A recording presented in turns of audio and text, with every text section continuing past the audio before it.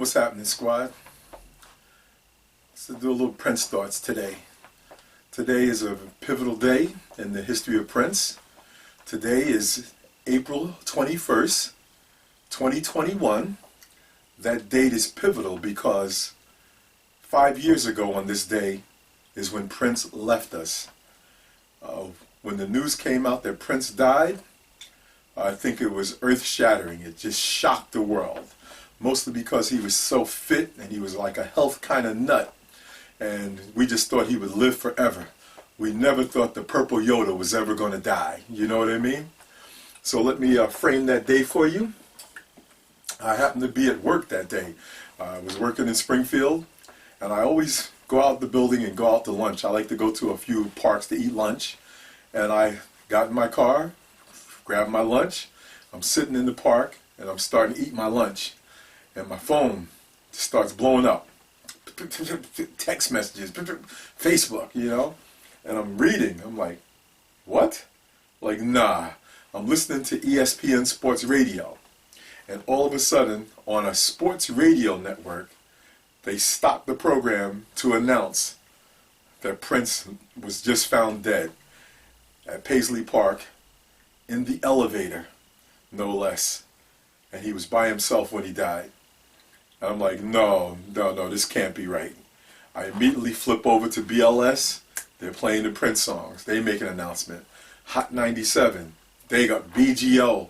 I'm like, wow, this is for real. Now I start looking at, folks start texting me, hit me on my Facebook page because they know how much of a hardcore Prince fan I am.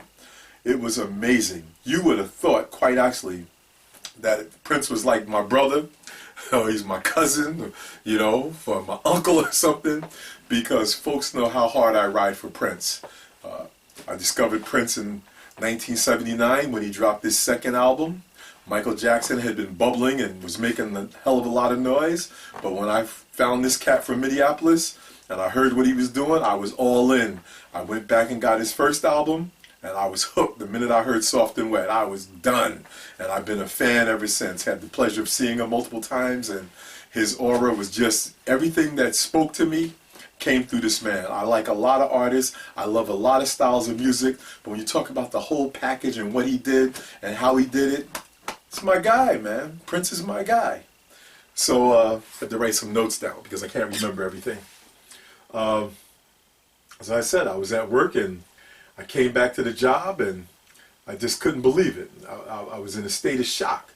We were stunned, especially when we found out that he was passed away from an overdose. Well, hold it. Prince, an overdose? That's like an oxymoron. Those words don't fit in the same sentence. But it was true. And if you had the pleasure of seeing Prince live back in his heyday, that man would fly through the air. He was jumping off pianos. He was jumping off speaker stacks. He was splits and all kind of pounding on the floor.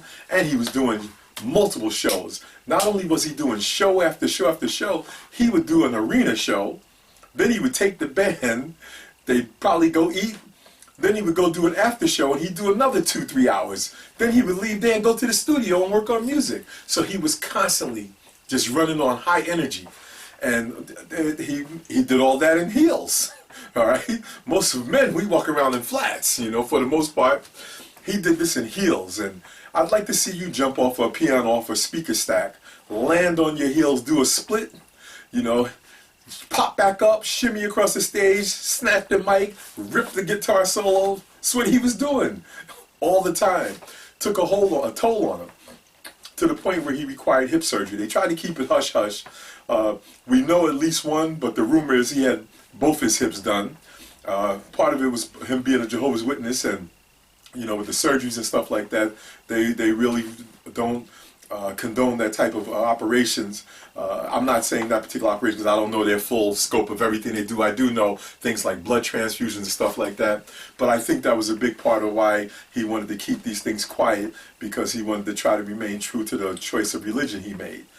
And it was just stunning. And I think the other thing that was really stunning was literally prior to him dying, He had did a show in Atlanta. I think he might have had to cancel that show and reschedule it. He was flying back to Minneapolis, and he basically he died on the plane. Plane had to make an emergency landing in Illinois, and Judith Hill was on the plane with him, and his drummer Kirky J was on there. And listen, the man, for all intents and purposes, died. They had to hit him with that shot they give you, or with the drug addicts, that they can hit you with the shot that brings you back to life. They hit him with one dose, didn't do it. They had to hit him with a second dose. The second dose is what brought him back. And he came back, and they wanted to be hospitalized. He didn't really want to be hospitalized. He didn't want all that stuff going on with him. So he literally let him do what they did, and they got back on the plane and flew to Minneapolis to prove that he was okay. He saw him riding his bicycle around the Paisley complex. Folks in the other businesses out in that area, they were like, "Yo, look, that was Prince riding down the street on the bicycle." Okay, imagine that. You damn near died the night before, and here you are here riding on the bike. He made an appearance at one of the last things he did at Paisley Park, and people said he was in good spirits, and said looked a little thrilled, but they figured it was because the rumor was he had the flu. So folks felt, okay, yeah, he's recovering, but he's still Prince, got the energy and everything, and then kaboom, he died, and it's just stunning for me. I don't, when stars die, we don't know these people. It's not like we hanging out with them and kicking it with them. So when people go out and they do all these memorials and they're in the streets marching and they're crying, and AJ's not doing all of that, okay? Michael Jackson died, Hey, okay, Mike, love you. Kobe died. Hey, Kobe, love you, okay? All the stars that have passed on, I was not affected. I was sad because, I love these people too. But when Prince died, now I understood what happened to all these people. Prior to that, I had no concept, no clue. When Prince died, it was literally like somebody in my family had died. And that one hit me hard. It just hit me in the chest. And, I wasn't out in the street marching all that. I had to come home, sit down in a little dark space for a minute, get my little sip on, and just process. Because here's the guy who's probably my #1 musical influence. One of the reasons why I have my own studio setup, the reason I played in bands, this guy influenced me like you can't believe. And here he was, gone, when you thought he would be, of all the people, one who would live forever, and he definitely wouldn't go out the way that he went out. So it was stunning. It was stunning, and it's still stunning to this day. Like, I swear I'm going to turn the corner, and it's going to be an announcement. He's going to be performing downtown Newark at the Prue Center, and I'm going to get tickets, and I'm going to be there riding with him. You know what I'm saying? I'm processing that 5 years later, that he's actually really, truly gone. Okay? That's crazy, right? And it's just, it is what it is. One thing I will say is, in 2019, I had the pleasure of making a pilgrimage to Minneapolis. I wanted to walk the streets and see the places he was at, and understand why this city had such a hold and grip on him.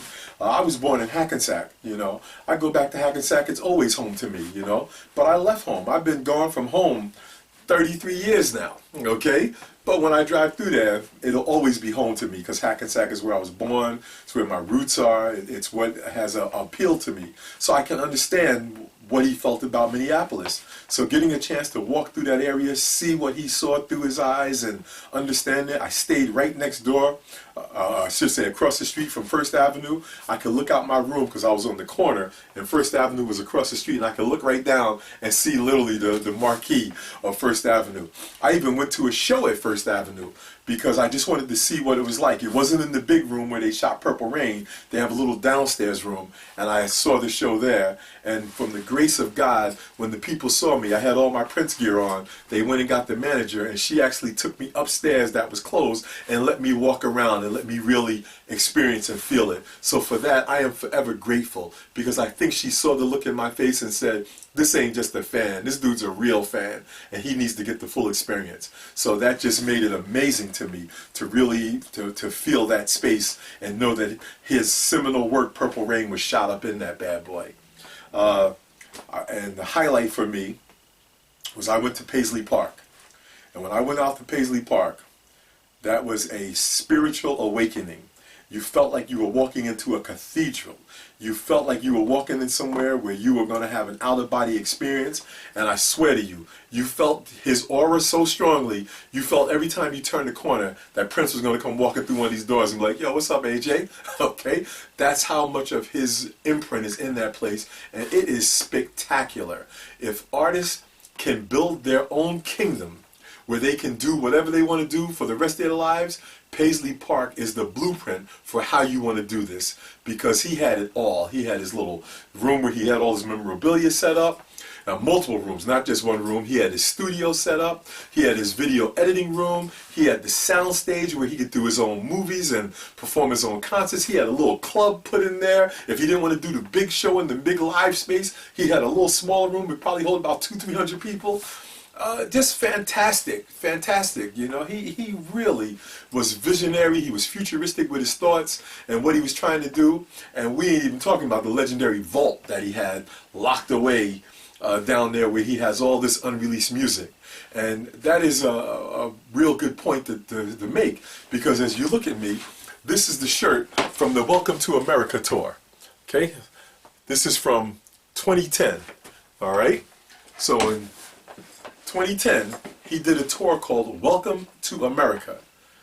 And unbeknownst to us, he did a record called Welcome to America. So ideally, he was going to go out and tour and then perform this record. Well, he literally never played any of those songs.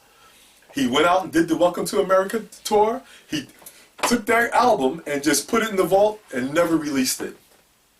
Well, I'm here to tell you that the estate is releasing that album.